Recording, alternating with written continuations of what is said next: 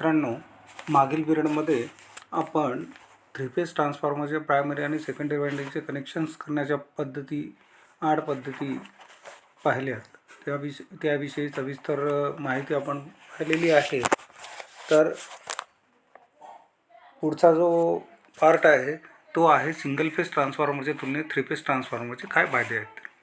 तर single phase ट्रान्सफॉर्मरच्या तुलनेमध्ये थ्री फेज ट्रान्सफॉर्मरची जी किंमत आहे ती कमी आहे.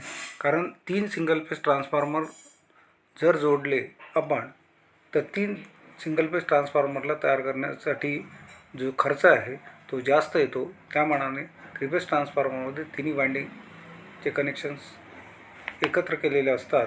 त्यामुळे त्याची किंमत, त्याची जो कोअर आहे आणि वायंडिंग यांची बचत होते आणि त्यामुळे त्याची किंमतसुद्धा कमी होते.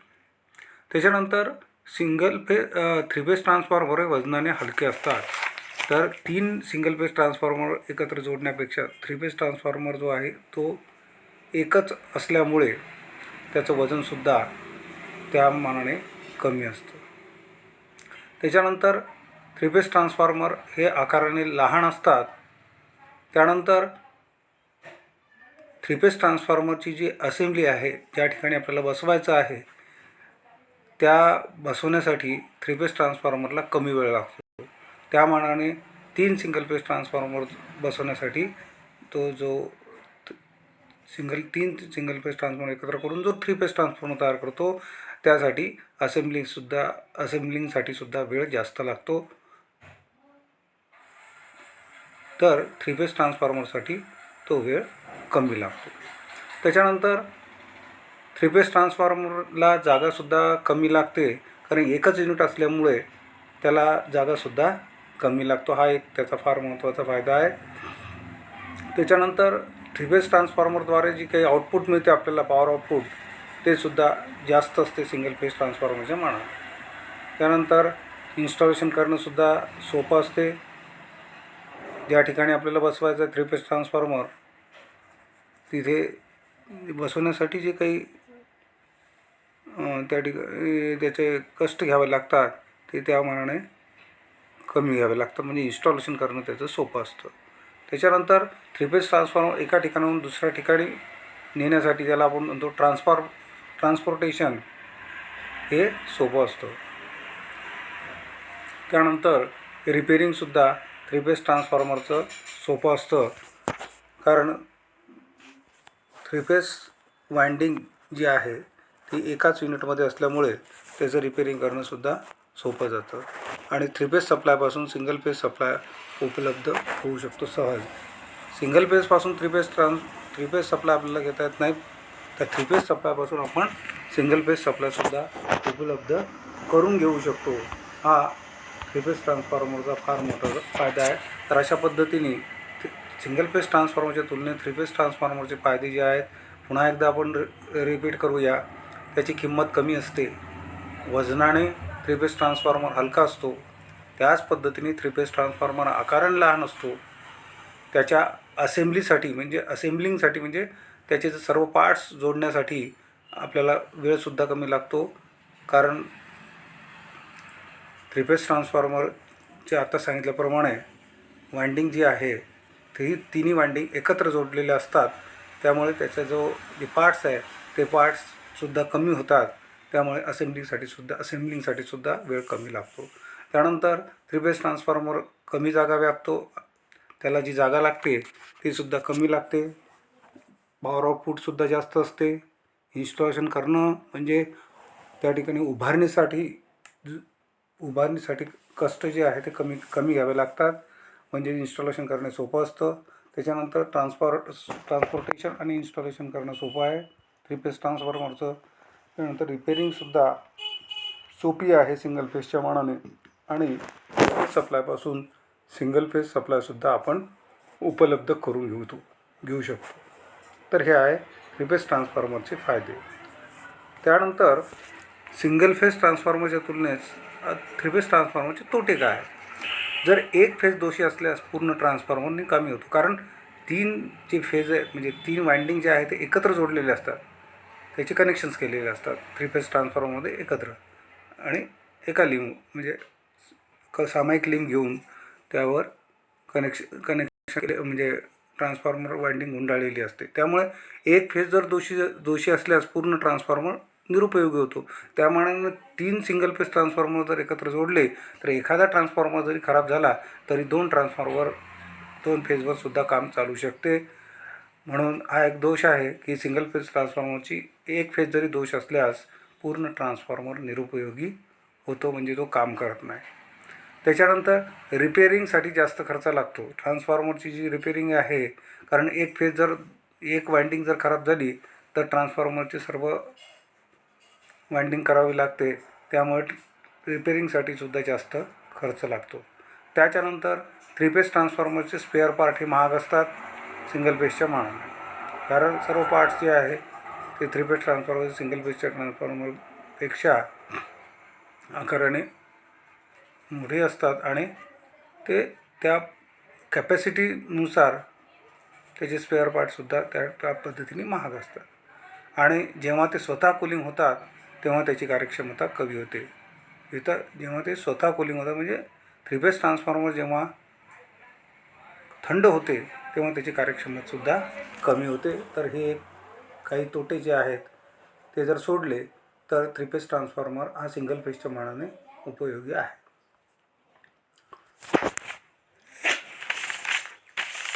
आता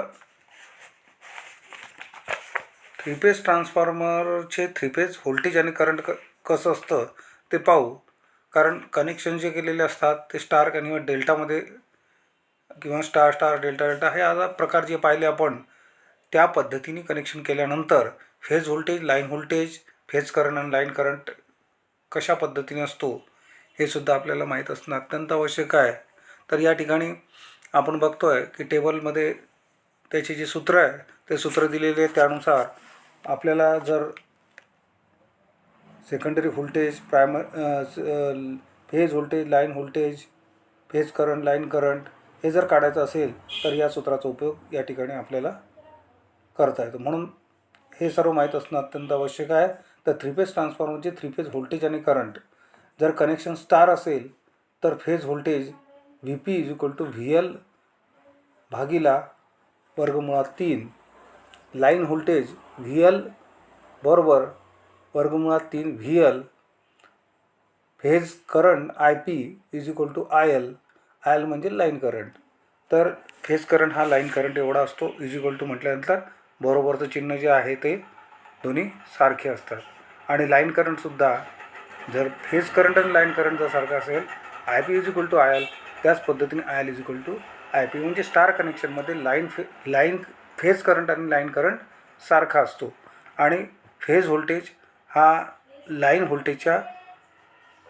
व्होल्टेज भागिला वर्गमुळात 3 आणि लाईन व्होल्टेज हे वर्गमुळात 3 गुणिला फेज व्होल्टेज आपलं लाईन व्होल्टेज अशा पद्धतीने हे स्टार कनेक्शनमध्ये याचे इक्वेशन आहेत. आणि डेल्टा कनेक्शन असेल तर VP = VL,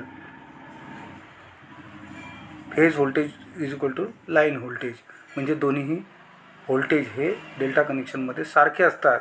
तर फेज करंट हा लाईन व्होल्टेज भागिला वर्गमुळात 3 आणि लाईन करंट बरोबर वर्गमुळात 3 भागिला फेज करंट IP अशा पद्धतीने याचे सूत्र या ठिकाणी आपण पाहत आहोत. त्यानंतर 3 फेज ट्रान्सफॉर्मरचे लाईन व्होल्टेज आणि लाईन करंट तर डेल्टा डेल्टा असेल तर KVL आणि फेज करंट असेल तर IL भागिला K.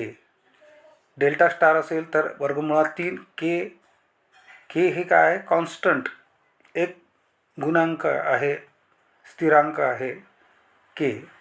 वर्गमुळात 3 K VL म्हणजे लाईन व्होल्टेज वर्गमुळात K व्होल्टेज VL आणि IL भागिला वर्गमुळात 3 K अशा पद्धतीने डेल्टा स्टार कनेक्शन असेल तर लाईन व्होल्टेज आणि फेज करंटचे इक्वेशन असते. स्टार डेल्टा कनेक्शन असेल तर KVL भागिला वर्गमुळात 3 आणि फेज करंट वर्गमुळात 3 IL भागिला K. Star star connection असेल तर KVL आणि लाईन व्होल्टेज KVL आणि फेज करंट IL भागिले N. अशा पद्धतीचे हे इक्वेशन्स हे याची चांगली उजळणी करायची, म्हणजे कोणताही प्रॉब्लेम म्हणजे याच्यावर कोणतं उदाहरण आलं असेल तर ते आपल्याला सोडवता येईल.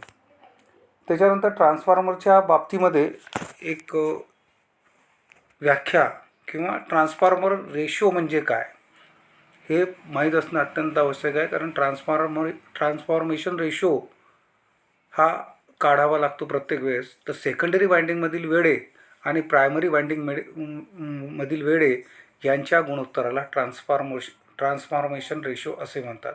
सेकंडरी वाइंडिंगचे वेळे व प्रायमरी वाइंडिंगचे वेळे यातील गुणोत्तराला ट्रान्सफॉर्मेशन रेशो असे म्हणतात. तर K=NS/NP. ट्रान्सफॉर्मेशन रेशो K=NS म्हणजे सेकंडरी वाइंडिंग भागिला NP म्हणजे प्रायमरी वाइंडिंगची वेळे. Number of turns. प्रायमरी वाइंडिंगमधील करंट आणि सेकंडरी वाइंडिंगमधील करंट यांचा गुणोत्तर किंवा सेकंडरी व्होल्टेज व प्रायमरी व्होल्टेज यांच्या गुणोत्तरास ट्रान्सफॉर्मेशन रेशो असे म्हणतात. K=IP/IS=VS/VP म्हणजे फेज करंट भागिला प्रायमरी करंट भागिला सेकंडरी करंट सेकंडरी व्होल्टेज भागिला प्रायमरी व्होल्टेज. म्हणजेच K=NS म्हणजे सेकंडरी वाइंडिंगचे वेळे भागिला प्रायमरी वाइंडिंगचे वेळे प्रायमरी वाइंडिंगचा करंट भागिला सेकंडरी वाइंडिंगचा करंट बरोबर सेकंडरी व्होल्टेज भागिला primary voltage. Star delta turns ratio जर काढायचं असेल तर NS/NP=√3 म्हणजे वर्गमुळात 3 VS म्हणजे सेकंडरी व्होल्टेज भागिला प्रायमरी व्होल्टेज. आणि डेल्टा स्टार टर्न्स रेशो काढायचा असेल तर NS/NP=VS म्हणजे NS म्हणजे सेकंडरी वाइंडिंगचे वेळे भागिला प्रायमरी वाइंडिंगचे वेळे बरोबर सेकंडरी व्होल्टेज भागिला वर्गमुळात 3 प्रायमरी व्होल्टेज. अशा पद्धतीने फक्त एक महत्त्वाचं लक्षात ठेवायचं आहे की ट्रान्सफॉर्मेशन रेशो म्हणजे काय, तर सेकंडरी वाइंडिंगमधील वेळे आणि प्रायमरी वाइंडिंगमधील वेळे याच्या गुणोत्तरास ट्रान्सफॉर्मेशन रेशो असे म्हणतात. तर सूत्र लक्षात येतं K=NS/NP. तर अशा पद्धतीने ट्रान्सफॉर्मेशन रेशो म्हणजे काय हे आपण बघितलेलं आहे. तर यावर एक उदाहरण या ठिकाणी दिलेलं आहे की डेल्टा स्टार जोडणीमधील 3 फेज ट्रान्सफॉर्मरचे सप्लाय व्होल्टेज हे 100 व्होल्ट 50 हर्ट्झची फ्रिक्वेन्सी आहे आणि सप्लाय व्होल्टेज 100 व्होल्ट 50 हर्ट्झ. जर प्रायमरी वाइंडिंगचे वेळे 500 व सेकंडरी वाइंडिंगचे 100 असल्यास सेकंडरी व्होल्टेज व करंट काढा. जोडणी महत्त्वाची आहे. लक्षात काय ठेवायचं आहे की डेल्टा स्टार जोडणी आहे. तर यामध्ये ज्यांना सेकंडरी व्होल्टेज आणि करंट काढायचं सेकंडरी करंट. तर दिलेल्या किमती पहिले लिहून घ्यायच्या आहेत. तर काय काय दिलेलं आहे पहा. ट्रान्सफॉर्मरचे रेटिंग किती दिलेलं आहे 500 VA म्हणजे व्होल्टेज ॲम्पियर. सप्लाय व्होल्टेज आहे 100 व्होल्ट. प्रायमरी वाइंडिंगची वेळे आहे 500 आणि सेकंडरी वाइंडिंगची वेळे आहे 100. मग आपलं सूत्र काय आहे ट्रान्सफॉर्मेशन रेशो K=NS/NP म्हणजे सेकंडरी वाइंडिंगची वेळे भागिला प्रायमरी वाइंडिंगची वेळे. तर सेकंडरी वाइंडिंगची वेळे आहे 100 भागिला प्रायमरी वाइंडिंगची वेळे आहे 500. ते उत्तर येतं 0.2 म्हणजे 0.2 हे उत्तर हे K बरोबर म्हणजे ट्रान्सफॉर्मेशन रेशो आलेला 0.2. मग आता सेकंडरी व्होल्टेज जर काढायचं असेल तर सेकंडरी व्होल्टेजचं सूत्र आपण पाहिलेलं आहे की आणि जोडणी कोणती आहे डेल्टा स्टार आहे. सेकंडरी व्होल्टेज म्हणजेच लाईन व्होल्टेज. तर वर्गमुळात 3 K/VL सूत्राप्रमाणे. तर या सूत्रामध्ये किंमत टाकायची. वर्गमुळात 3 गुणिला K आलेला आहे 0.2 गुणिला VL म्हणजे प्रायमरी व्होल्टेज ते आहे 100 =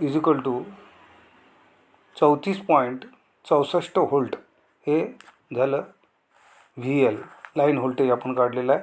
त्याचप्रमाणे फेज म्हणजे secondary voltage is equal to VL secondary भागिला वर्गमुळात 3. तर VL आहे VL आला आपलं 34.64 भागिला वर्गमुळात 3 उत्तर येतं 20 व्होल्ट. मग आपल्याला काढायचं आहे primary current IL is equal to VA भागिला वर्गमुळात 3 VL. तर आपण इथे सूत्र लिहिलं होतं की डेल्टा स्टार जोडणी जर असेल तर आपल्याला काय काढायचं आहे, सेकंडरी करंट काढायचं आहे. तर त्यासाठी पहिले प्रायमरी करंट काढून घ्यायचा आहे VA भागिला वर्गमुळात 3 VL. तर VA आपलं आहे 50. ट्रान्सफॉर्मेशनचे रेटिंग जे आहे ट्रान्सफॉर्मरचे रेटिंग हे 50 व्होल्ट ॲम्पियर आणि भागिला वर्गमुळात 3 गुणिला VL आहे 100. VL म्हणजे या ठिकाणी सेकंडरी वाइंडिंगचे वेळ ते इज इक्वल टू 0.289 ॲम्पियर त्याचं प्रायमरी लाईन व्होल्टेज आलेलं आहे. आता सेकंडरी करंट प्रायमरी करंट आलेला आहे 0.289 ॲम्पियर आणि secondary current IL is equal to IL भागिला वर्गमुळात 3 गुणिला K. म्हणजे प्रायमरी करंट जो आलेला आहे की 0.289 भागिला वर्गमुळात 3 गुणिला 0.2 इज इक्वल टू 0.8 म्हणजे 0.834 म्हणजे 834 ॲम्पियर 834 ॲम्पियर हा झालेला आहे सेकंडरी करंट. तर अशा पद्धतीने आपण सेकंडरी व्होल्टेज आणि सेकंडरी करंट या ठिकाणी काढलेलं आहे. तर एक उदाहरणादाखल स्टार डेल्टा जोडणीमधील ट्रान्सफॉर्मरचे सप्लाय व्होल्टेज या ठिकाणी दिले होतं, त्याची फ्रिक्वेन्सी दिली होती, प्रायमरी वाइंडिंगचे वेळ दिले होते आणि सेकंडरी वाइंडिंगचे वेळ दिले होते आणि त्यावरून आपल्याला सेकंडरी व्होल्टेज आणि करंट काढायचं आहे. तर अशा आणि ट्रान्सफॉर्मर रेटिंगसुद्धा दिलं होतं की 50 VAचा ट्रान्सफॉर्मर आहे, पॉवर त्याची आहे. तर अशा पद्धतीने दिलेल्या किमतीवरून जे काही आपल्याला लाईन व्होल्टेज विचारलं जाईल, कधी फेज करंट काढा, लाईन करंट काढा, सेकंडरी प्रायमरी व्होल्टेज काढा, सेकंडरी व्होल्टेज, अशा कोणत्याही पद्धतीने ते उदाहरण येऊ शकते. त्याकरता जे काही सूत्र दिलेले आपल्याला त्याचा अभ्यास चांगल्या पद्धतीने करणं आवश्यक आहे. तर अशा पद्धतीने एक उदाहरण तुम्हाला कशा पद्धतीने उत्तर काढायचं याकरता दिलं आहे, तर याचं अवलोकन करायचं आहे. त्यानंतर ट्रान्सफॉर्मरचे जे अन्य प्रकार आहेत त्यामधला डिस्ट्रीब्युशन ट्रान्सफॉर्मर म्हणजे काय आणि त्याची रचना कशी असते ते आपल्याला थोडक्यात पाहायचं आहे. तर डिस्ट्रीब्युशन ट्रान्सफॉर्मर, तर हे ट्रान्सफॉर्मर डिस्ट्रीब्युशन लाईनवर जोडलेले असतात. म्हणजे ज्या ठिकाणावरून आपल्याला लाईन डिस्ट्रीब्यूट करावी लागते. म्हणजे उदाहरण जर घेतलं, जर घरामधली जी आपले जे व्होल्टेज आहे ते आहे 230 व्होल्ट AC सप्लाय आणि जे काही फ्लोअर मिल वगैरे असतात त्या ठिकाणी 3 फेज सप्लाय असतो, तिथलं 440 व्होल्टेज आहे. मग त्यासाठी आपण पाहतो की एखाद्या चौकामध्ये किंवा एखाद्या एरिया वाईज डिस्ट्रीब्युशन ट्रान्सफॉर्मर उभे केलेले असतात. तर त्या ठिकाणावर आलेली जी काही प्रायमरी साईडचं जे व्होल्टेज असतं ते आहे 11 kV आणि तिथून त्याचं डिस्ट्रीब्युशन होते 440 म्हणजे 440 व्होल्ट किंवा 230 व्होल्ट असं त्याचं डिस्ट्रीब्युशन. तर हे जे ट्रान्सफॉर्मर आहे हे डिस्ट्रीब्युशन लाईनवर जोडलेले असतात आणि त्याची प्रायमरी सदैव सप्लायला जोडलेली असते.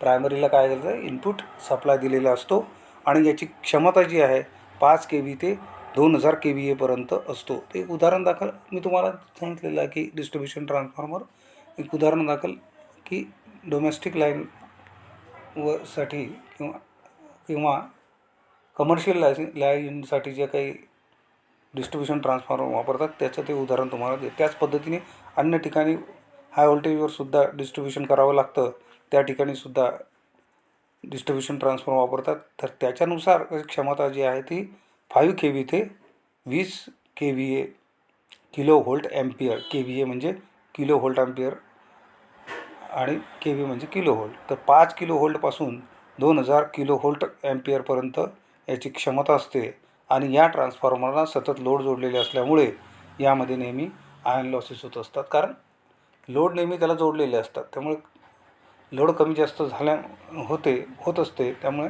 आयर्न लॉसेससुद्धा याच्यामध्ये होत असतात आणि याची ऑल डे इफिशियन्सी कमी असते. म्हणजे दिवसभर त्याचं कार्य चालू असल्यामुळे त्याचं जे कार्यक्षमता जी आहे ती कमी असते. व्होल्टेज रेग्युलेशन जास्त तर जागा कमी व्यापतो. याला जागा जी लागते ती इतर ट्रान्सफॉर्मरच्या मानाने कमी हा जागा व्यापतो आणि याची किंमतसुद्धा कमी असते आणि कूलिंगचा खर्चसुद्धा कमी असतो, कारण यामध्ये एक टँक असतो आणि त्या टँकमध्ये जी वायंडिंग असते ती बुडवलेली असते कनेक्शनपर्यंत. त्यामुळे त्याला जे ऑइल लागतं ते ऑइल बाकी ट्रान्सफॉर्मरच्या मानाने कमी लागतं, मग कूलिंगचा खर्चसुद्धा कमी असतो.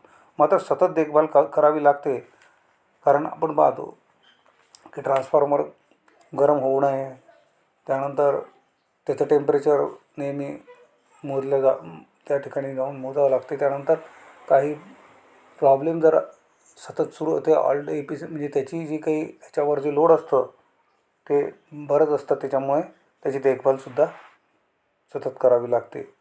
डिस्ट्रीब्युशन ट्रान्सफॉर्मरमुळे आपणास 440 किंवा 220 व्होल्टेज वापरास मिळते. तर 220 व्होल्ट जे आहे ते डोमेस्टिक पर्पजसाठी आपण वापरतो आणि 440 कमर्शियल किंवा इंडस्ट्रियल पर्पजसाठी वापरतो. उच्च व्होल्टेजचे सर्वसामान्य व्होल्टेजमध्ये रूपांतर करणारा ट्रान्सफॉर्मर हा डिस्ट्रीब्युशन ट्रान्सफॉर्मर आहे.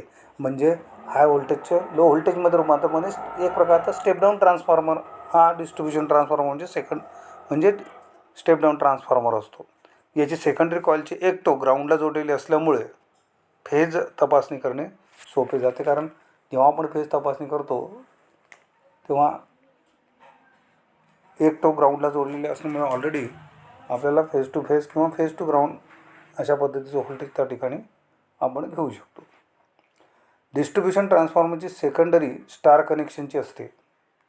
तर फार महत्त्वाचा लक्षात ठेवण्याचा मुद्दा आहे की डिस्ट्रीब्युशन ट्रान्सफॉर्मरची सेकंडरी ही सेकंडरी वाइंडिंगचे कनेक्शन हे स्टार कनेक्शनमध्ये असते आणि त्याचा स्टार बिंदू हा अर्थला जोडण्याच्या क्रियेला न्यूट्रल अर्थ असे म्हणतात. म्हणजे त्याचा जो स्टार बिंदू असतो तो अर्थिंगला जोडला असल्यामुळे त्याला नाव काय, न्यूट्रल अर्थ असे म्हणतात.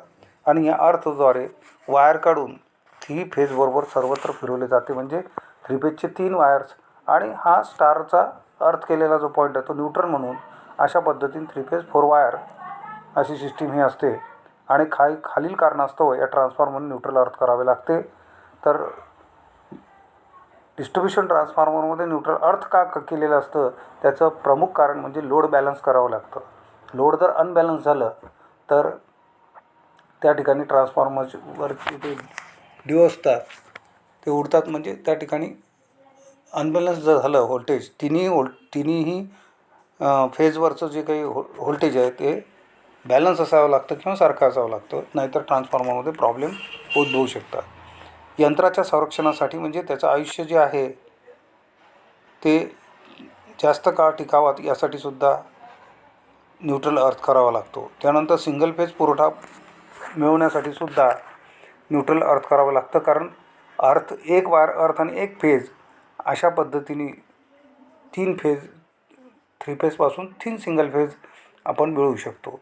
अनबॅलन्स लोडला बॅलन्स व्होल्टेज मिळवण्यासाठी सुद्धा न्यूट्रल हा अर्थ करावा लागतो. तर अशा पद्धतीने या ठिकाणी आकृतीमध्ये डिस्ट्रीब्युशन ट्रान्सफॉर्मर दाखवलेला आहे. हा अशा पद्धतीचा ट्रान्सफॉर्मर आहे. तर इथे 1 2 3 4 म्हणजे एक न्यूट्रल अर्थचा वायर आहे आणि 3 या ठिकाणी 3 फेज आणि अर्थ जोडण्यासाठी हे बुशिंग्स या ठिकाणी आपल्याला दिसत आहेत. हा कन्झर्वेटर, त्याच्यानंतर हे वाइंडिंग्स आतमधल्या दाखवलेले कोअर आणि कोअरवर केलेले वाइंडिंग, त्यानंतर क्युलिंग ट्यूब्स अशा पद्धतीने ही ट्रान्सफॉर्मरची या ठिकाणी रचना दाखवलेली आहे. तर यामध्ये कोणकोणते पार्ट्स असतात हे थोडक्यात पाहूया. द थ्री लाईन कोअर म्हणजे ज्यावर 3 थ्री फेज वाइंडिंग गुंडाळलेली असते तो लिम्स कोअर म्हणजे सिलिकॉन स्टील स्टॅम्पिंगपासून बनवलेला कोअर. एल व्ही वाइंडिंग म्हणजे low voltage winding, H V winding म्हणजे हाय व्होल्टेज वाइंडिंग, अशा 2 वाइंडिंग्स असतात. नंतर टॅप वाइंडिंग, त्याच्यामधून टॅपिंग्स काढून स्टेप डाऊनसाठी टॅपिंग्स काढलेले असतात आणि त्या इकडे बुशिंगवर त्याचे कनेक्शन आणलेले असतात. Tap leads, L V bushings, low voltage bushing असतात आणि हाय व्होल्टेज बुशिंग असतात. असे वेगवेगळ्या प्रकारचे बुशिंग्स असतात. तर कनेक्शन करण्यासाठी बुशिंग हे बसवलेले असतात. नंतर क्लॅम्पिंग फ्रेम, ज्याच्यावर ट्रान्सफॉर्मर त्या ठिकाणी बसवलेलं असतं. Onload tap changer, motor drive, tank, conservator आणि रेडिएटर्स. तर रेडिएटर्स हे या ठिकाणी दिसत आहेत. रेडिएटर्स कूलिंग करण्याचं कामसुद्धा करतात. काही काही ट्रान्सफॉर्मर हे ऑइल इमर्ज असतात, तर काही हे एअर कूल्ड असतात. ऑइल कूल आणि एअर कूल असे 2 प्रकार आहेत. तर एअर कूल ट्रान्सफॉर्मरचा उपयोगसुद्धा बऱ्याच ठिकाणी केला जातो की ज्या ठिकाणी ऑइलची आवश्यकता नसते. अशा 2 प्रकारचे ट्रान्सफॉर्मर हे वापरले जातात. तर अशा पद्धतीने हा आहे डिस्ट्रीब्युशन ट्रान्सफॉर्मर उपयोग हा हाय व्होल्टेजपासून लो व्होल्टेज मिळवण्यासाठी किंवा व्होल्टेज डिस्ट्रीब्यूट करण्यासाठी ज्या ट्रान्सफॉर्मरचा उपयोग केला जातो त्यास डिस्ट्रीब्युशन ट्रान्सफॉर्मर असे म्हणतात. पद्धतीने आणि